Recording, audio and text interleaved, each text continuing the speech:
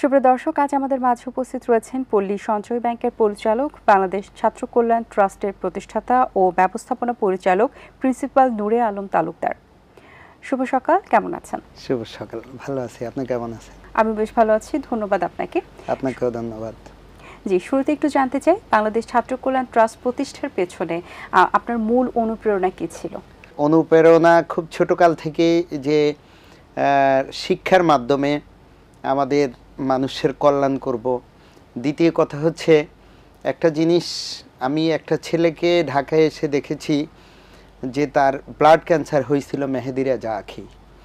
পরবর্তীতে তার চিকিৎসা করানোর জন্য তার বাবা, আমি পত্রিকা দেখে তাদের বাসায় গিয়েছি, তার বাবার সাথে কথা বলেছি, বিভিন্ন লেভেলে কথা বলে দেখেছি যে আমাদের বিভিন্ন সেক্টরে বিভিন্নভাবে বিভিন্ন ট্রাস্ট ফাউন্ডেশন আছে, কিন্তু ছাত্রদের কল্যাণের জন্য কোনো ট্রাস্ট অথবা কোনো ফাউন্ডেশন নেই।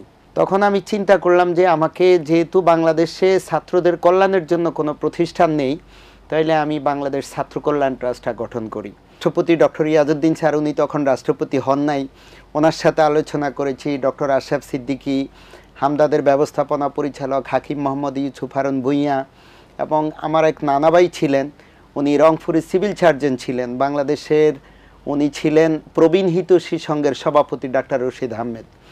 ওনাদেরকে নিয়ে আমি চিন্তা করলাম যে তাহলে ছাত্রদের কল্যাণের জন্য একটা প্রতিষ্ঠান করা দরকার। তখনই আমার বাংলাদেশ ছাত্র কল্যাণ ট্রাস্টটা গঠন করার অনুপ্রেরণা বা উদ্দীপনা, যেটাই আপনি বলেন না কেন, সেটা আমার মাথায় আসে। এনাদেরকে নিয়েই তখন আমি বাংলাদেশ ছাত্র কল্যাণ ট্রাস্টের কার্যক্রমটা শুরু করি। আচ্ছা, বাংলাদেশ ছাত্র কল্যাণ ট্রাস্টের মূল লক্ষ্য এবং উদ্দেশ্য কি? আমাদের মূল লক্ষ্য হচ্ছে যে আমরা শিক্ষার উন্নয়নের মাধ্যমে যেন জাতির উন্নয়ন ঘটাতে পারি।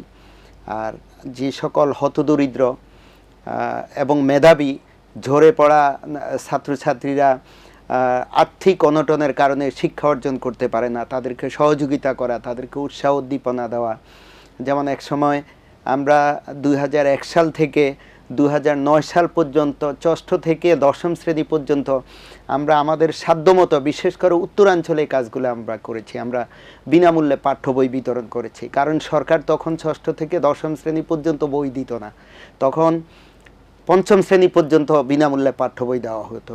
এরপরে আমার উদ্যোগে ধরেন আমরা কুড়িগ্রামের রৌমারি, সিলমারি, উলিপুর, রাজীবপুর, তারপরে জয়পুর, খেটলাল, কালাই, আক্কেলপুর, বিভিন্ন অঞ্চলে, উত্তরাঞ্চলের জেলাগুলা যেহেতু একটু গরিব জেলা এবং ওখানে চরাঞ্চল, নদী বিধৌত, নদী ভাঙ্গনে, ব্রহ্মপুত্র নদী, যমুনা নদীর তিস্তার ভাঙ্গনে ওদের অনেকের ক্ষতিগ্রস্ত, ওই সকল অঞ্চলে গিয়ে আমি, রাষ্ট্রপতির কার্যালয়ের তৎকালীন সচিব জনাব সিরাজুল ইসলাম, এর আগেও ছিলেন ডক্টর মোশাররফ হোসেন মিয়া, উনি তখন হাজী দানেশের বিশ্ববিদ্যালয়ের ভিসি ছিলেন, এরপরে উনি বাংলাদেশ এগ্রিকালচার ইউনিভার্সিটির ভিসি হয়ে আসেন।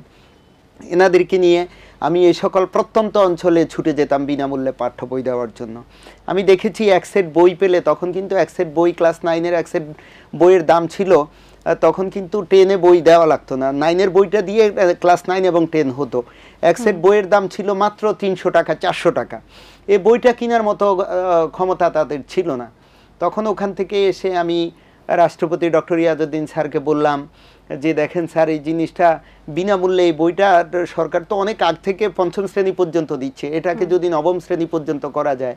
এবং মাননীয় স্পিকার ব্যারিস্টার জমিরুদ্দিন সরকার, ওনার সাথে আমার ভালো সম্পর্ক ছিল, ওনাকেও বললাম যে স্যার দেখেন, কল্যাণমূলক কাজের মাধ্যমে কিন্তু একটা রাষ্ট্র কল্যাণমূলক রাষ্ট্রে পরিণত হয়। তো ওনারা বললো যে না, তুমি তো ভালো উদ্যোগ, ভালো কথাই বলেছ। পরবর্তীতে আস্তে আস্তে আলাপ আলোচনার পরে তত্ত্বাবধায়ক সরকার যখন আসলো, তখনও বললাম, বলার পরে ওনারা এটাকে উদ্যোগ নিল এবং ওনারা সামারি করে গেল। পরবর্তীতে আওয়ামী লীগ সরকার এসে 2010 সালের 1 জানুয়ারি থেকে ওনারা সরকারিভাবে এটাকে বাস্তবায়ন করেছে। তো এরকমভাবে কল্যাণমূলক কাজের মাধ্যমে এবং দেশের, আমরা দীর্ঘদিন যাবৎ কিন্তু দেশের শিক্ষার উন্নয়নে কাজ করি। আমাদের দেশের শিক্ষানীতি, শিক্ষা কারিকুলাম এবং শিক্ষা ব্যবস্থার কিভাবে উন্নয়ন ঘটানো যায়, আন্তর্জাতিক পর্যায়ে আমাদের দেশের শিক্ষা ব্যবস্থাকে কিভাবে পৌঁছানো যায়, এই জন্য বিভিন্নভাবে বাংলাদেশ ছাত্র কল্যাণ ট্রাস্টে থেকে আমরা কাজ করে যাচ্ছি। আপনারা জানেন, আমার থিম থেকে একটা জিনিস আসলো, আমাদের মুক্তিযোদ্ধাদের কল্যাণের জন্য মুক্তিযোদ্ধা কল্যাণ ট্রাস্ট আছে। শিল্পীদের কল্যাণের জন্য দেখবেন একটা শিল্পী কল্যাণ ট্রাস্ট আছে, সাংবাদিকদের কল্যাণের জন্য একটা সাংবাদিক কল্যাণ ট্রাস্ট আছে। তা আমার মনের চিন্তার উদ্বেগ হইল যে এত জনের জন্য কল্যাণের জন্য এত ধরনের ট্রাস্ট থাকতে পারে, কিন্তু ছাত্রদের কল্যাণের জন্য ছাত্র কল্যাণ ট্রাস্ট কেন থাকবে না? যেমন শিক্ষকদের কল্যাণের জন্য শিক্ষক কল্যাণ ট্রাস্ট আছে, এগুলো সবাইকে কিন্তু সরকার এদেরকে ফান্ড দেয়।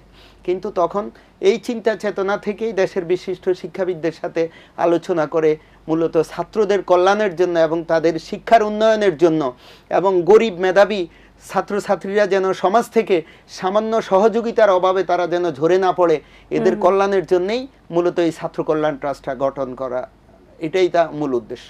এটা আসলে শিক্ষা ব্যবস্থায় কি ধরনের ইতিবাচক প্রভাব ফেলবে? আমরা তো আশা করি ভালো একটা ইতিবাচক প্রভাব, যেমন শিক্ষার উন্নয়নের জন্য এবং শিক্ষার গুণগত মান রক্ষার জন্য এবং সময় উপযোগী যখন শিক্ষাক্ষেত্রে কোনো বৈষম্য দেখা দেয়, যেমন এর আগে বিপুলভাবে দেখা গেছে নৈতিক অবক্ষয় দেখা দেয়, ইভটিজিং দেখা দেয়, আমরা তখন সমসাময়িক বিষয়গুলো নিয়ে বিভিন্ন সেমিনার সিম্পোজিয়াম করি এবং সরকারের সাথে কথা বলি, আরও যারা স্টেক হোল্ডার আছে ওদের সাথে কথা বলি।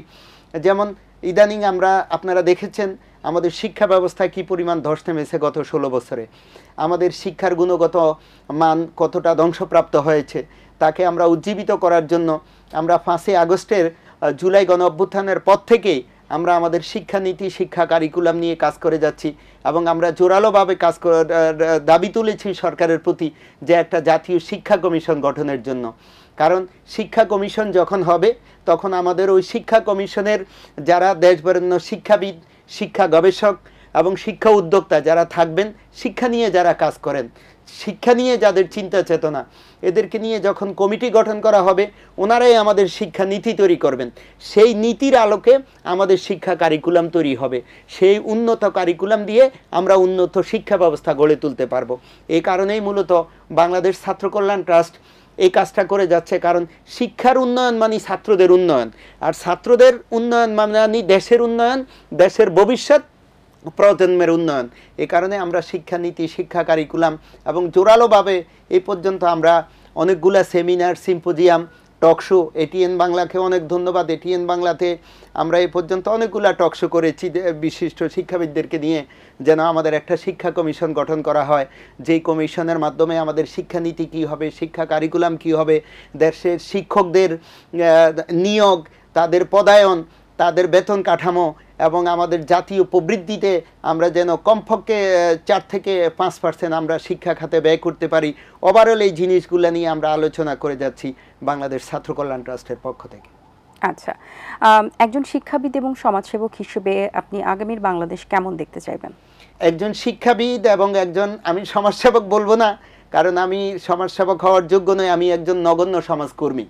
আমি আগামীর একজন সুখী সমৃদ্ধ উন্নত বাংলাদেশ চাই, যে বাংলাদেশ হবে আমাদের সকলের, আমরা সবাই এই দেশের মালিক, আমরা যারা 18 কোটি জনগণ, এই দেশের যারা জনগণ আছে সবাই এই দেশের মালিক, সবাই উন্নত শিক্ষা পাবে, উন্নত চিকিৎসা ব্যবস্থা পাবে এবং সবাই সুখী সমৃদ্ধ জীবন লাভ করতে পারবে।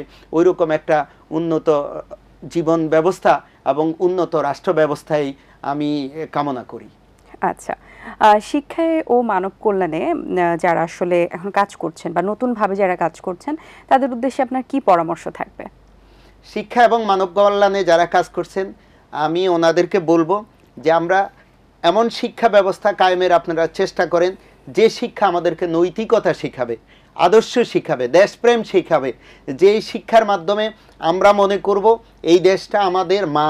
যেমন আপনারা জানেন বিশিষ্ট ভাষাবিদ এবং ভাষাবিজ্ঞানী এবং শিক্ষাবিদ ডক্টর মোহাম্মদ শহীদুল্লাহ স্যার বলে গেছেন যে মাতা, মাতৃভাষা আর মাতৃভূমি, এই তিনটি প্রত্যেক মানুষের পরম শ্রদ্ধার বস্তু।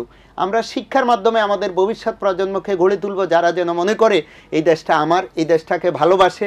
যখন সেই নৈতিক শিক্ষা নিয়ে উজ্জীবিত হয়ে দেশপ্রেমে উদ্বুদ্ধ হয়ে তারা দেশপ্রেমিক সুনাগরিক হিসাবে নিজেদেরকে গঠন করতে পারবে, তখন তারা দেশটাকে ভালোবাসবে। এই দেশ থেকে কোনো অন্যায় হবে না, কোনো দুর্নীতি হবে না, কোনো টাকা পাচার হবে না এবং দেশে যে অরাজকতা, রাজনৈতিক অস্থিতিশীলতা বিরাজ করে এগুলা তখন আর হবে না। এই জন্য আচ্ছা। যারা শিক্ষা নিয়ে কাজ করেন, যারা সমাজসেবক, আমরা ওনাদের সবাইকে বলবো নৈতিক শিক্ষার প্রসার এবং প্রসার ঘটান এবং আপনারা দেশপ্রেমিক সুনাগরিক হন, এটাই আপনাদের সবার কাছে আমার বিনীত নিবেদন। আচ্ছা, বাংলাদেশ ছাত্র কল্যাণ ট্রাস্টের ভবিষ্যৎ পথ চলার ভিত্তি করে বা পথ চলায় সমাজের বিভিন্ন শ্রেণী পেশার মানুষ আসলে কিভাবে এখানে যুক্ত হতে পারেন? আসলে যাদের সদিচ্ছা থাকলে, সদিচ্ছা হলো এখানে সবচেয়ে বড় জিনিস। আমাদের দেশে খোলামেলা একটা কথা বলি, প্রত্যেকে নিজেদেরকে বড় করে তুলতে চায়, প্রত্যেকে দেখা যায় ওখানে কোনো সমৃদ্ধ হতে চায় বা ওখানে সম্পৃক্ত হতে চায় যেখানে নিজেরা হাততালি পাবে। কিন্তু এমন একটা প্ল্যাটফর্ম দরকার যে প্ল্যাটফর্মটা আমাদের দেশের কল্যাণে, জাতির কল্যাণে, সমাজের কল্যাণে নিঃস্বার্থভাবে কাজ করে যায়। আমি মনে করি সমাজের যে কোনো শ্রেণীর লোকজন যদি তারা আন্তরিক হয়, বাংলাদেশ ছাত্র কল্যাণ ট্রাস্টের সাথে সম্পৃক্ত হতে পারে, এর মাধ্যমে, এই প্ল্যাটফর্মের মাধ্যমে শিক্ষার উন্নয়নের মাধ্যমে জাতীয় উন্নয়ন ঘটাতে পারে। যেমন আমি চেষ্টা করে এখনো পর্যন্ত আমি আশাবাদী, আমি চাচ্ছি যতদিন আমি বেঁচে থাকি, আল্লাহ আমাকে সুস্থ রাখেন, ভালো রাখেন, আমি প্রতিষ্ঠানটাকে পরিচালনা করে যাব অন্যদের সহযোগিতায়, অন্যদেরকে সাথে নিয়ে।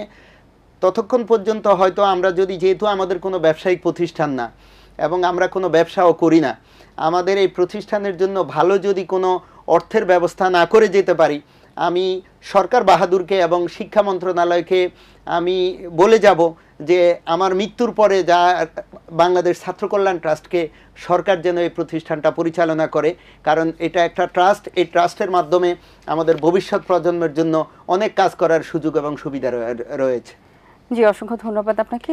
আপনাকেও অসংখ্য ধন্যবাদ, এটিএন বাংলাকেও ধন্যবাদ এবং সম্মানিত দর্শক শ্রোতা যারা এটিএন বাংলার আজকের এই ছায়ের চুমুক অনুষ্ঠান দেখবেন বা দেখতেছেন, আপনাদের সবাইকে আন্তরিক অভিনন্দন এবং প্রাণঢালা শুভেচ্ছা। দর্শক, আশা করছি আজকের আয়োজন ভালো লেগেছে। আজ এই পর্যন্তই, দেখা হবে আগামী পর্বে। সেই পর্যন্ত ভালো থাকুন, সুস্থ থাকুন এবং এটিএন বাংলার সাথেই থাকুন।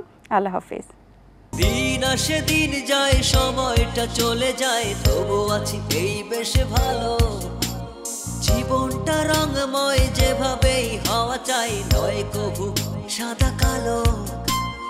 এই আশাতে স্বপ্ন ভাসে, সুখ হাসে চোখে মুখে, চায়ের চুমুকে।